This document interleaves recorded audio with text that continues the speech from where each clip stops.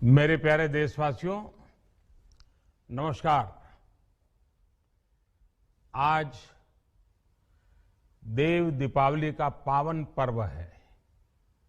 आज गुरु नानक देव जी का भी पवित्र प्रकाश पर्व है। मैं विश्व भर में सभी लोगों को और सभी देशवासियों को इस पावन पर्व पर हार्दिक बधाई देता हूं। ये भी बहुत सुखद है कि 1.5 साल के अंतराल के बाद करतारपुर साहिब कॉरिडोर अब फिर से खुल गया है। साथियों, गुरु नानक जी ने कहा है, बीच दुनिया सेवी कमाइए त दरगिही बेसन पाइए। यानी संसार में सेवा का मार्ग अपनाने से ही जीवन सफल होता है। हमारी सरकार इसी सेवा भावना के साथ देशवासियों का जीवन आसान बनाने में जुटी है। न जाने कितनी पीढ़ियां जिन सपनों को सच होते देखना चाहती थी, भारत आज उन सपनों को पूरा करने का भरपूर प्रयास कर रहा है।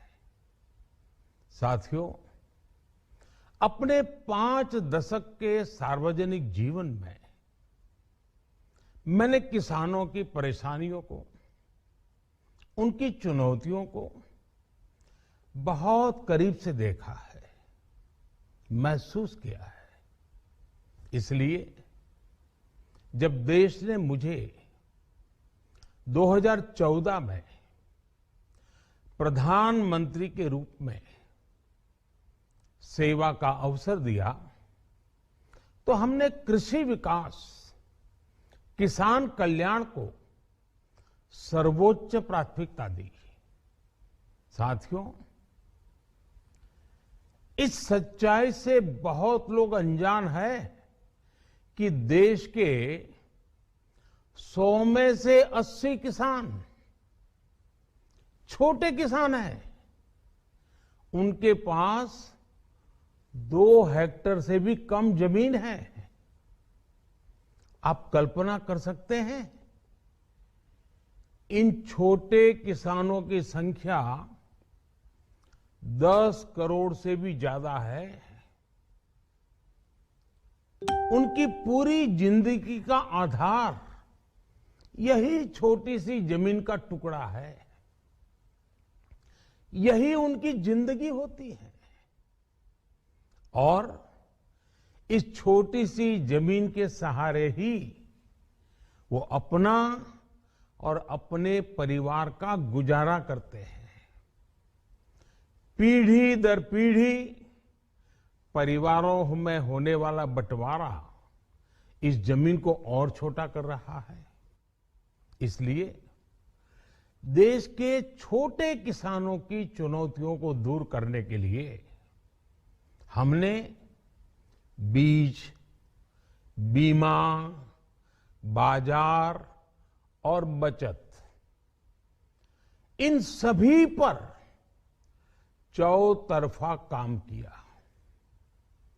सरकार ने अच्छी क्वालिटी के बीज के साथ ही किसानों को neem coated urea, soil health card, micro irrigation जैसी सुविधाओं से भी जोड़ा।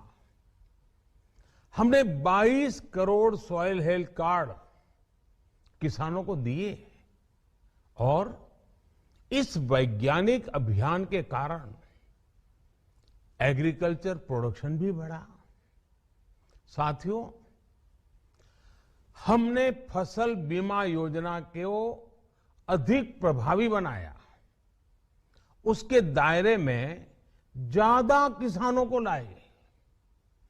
आपदा के समय ज्यादा से ज्यादा किसानों को आसानी से मुआवजा मिल सके, इसके लिए भी पुराने नियम बदले। इस वजह से बीते 4 साल में 1 लाख करोड़ रुपए से अधिक का मुआवजा हमारे किसान भाई बहनों को मिला है। हम छोटे किसानों और खेत में काम करने वाले श्रमिकों तक बीमा और पेंशन की सुविधाओं को भी ले आए। छोटे किसानों की जरूरतों को पूरा करने के लिए सीधे उनके बैंक खातों में 1,62,000 करोड़ रुपए ट्रांसफर किए, सीधे उनके खाते में।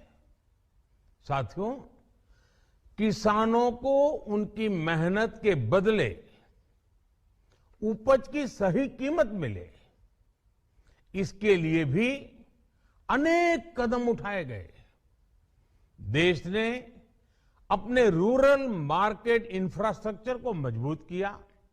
हमने एमएसपी तो बढ़ाई है, साथ ही साथ रिकॉर्ड सरकारी खरीद केंद्र भी बनाए।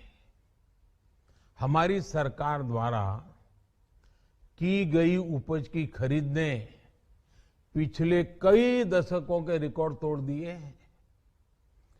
देश की 1000 से ज्यादा मंडियों को ई नाम योजना से जोड़कर हमने किसानों को कहीं पर भी अपनी उपज बेचने का एक प्लेटफॉर्म दिया। और इसके साथ ही देश भर की कृषि मंडियों के आधुनिकीकरण पर भी हमने करोड़ों रुपए खर्च किए। साथियों, आज केंद्र सरकार का कृषि बजट पहले के मुकाबले 5 गुना बढ़ गया है। हर वर्ष 1.25 लाख करोड़ रुपए से अधिक कृषि पर खर्च किए जा रहे हैं। 1 लाख करोड़ रुपए के एग्रीकल्चर इंफ्रास्ट्रक्चर फंड के माध्यम से गांव और खेत के नजदीक भंडारण, इसकी व्यवस्था, कृषि उपकरण जैसी अनेक सुविधाओं का विस्तार, ये सारी बातें तेजी से हो रही है। छोटे किसानों की ताकत बढ़ाने के लिए 10,000 एफपीओ किसान उत्पादक संगठन बनाने का अभियान भी जारी है। इस पर भी करीब 7,000 करोड़ रुपए खर्च किए जा रहे हैं। माइक्रो इरिगेशन फंड के आवंटन को भी 2 गुना करके 10,000 करोड़ रुपए कर दिया गया है। हमने क्रॉप लोन भी 2 गुना कर दिया, तो इस वर्ष 16 लाख करोड़ रुपए हो जाएगा। अब पशुपालकों को मछली पालन से जुड़े हमारे किसानों को भी किसान क्रेडिट कार्ड का लाभ मिलना शुरू हो गया है। यानी हमारी सरकार किसानों के हित में हर संभव कदम उठा रही है, लगातार एक के बाद एक नए कदम उठाती जा रही है। किसानों की आर्थिक स्थिति सुधरे, उनकी सामाजिक स्थिति मजबूत हो, इसके लिए पूरी ईमानदारी से काम कर रही है। साथियों, किसानों की स्थिति को सुधारने की इसी महाअभियान में देश में 3 कृषि कानून लाए गए थे।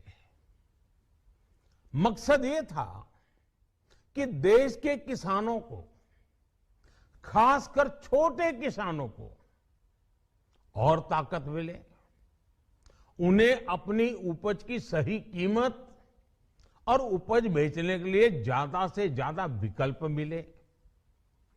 बरसों से ये मांग देश के किसान, देश के कृषि विशेषज्ञ, देश के कृषि अर्थशास्त्री, देश के किसान संगठन लगातार कर रहे थे।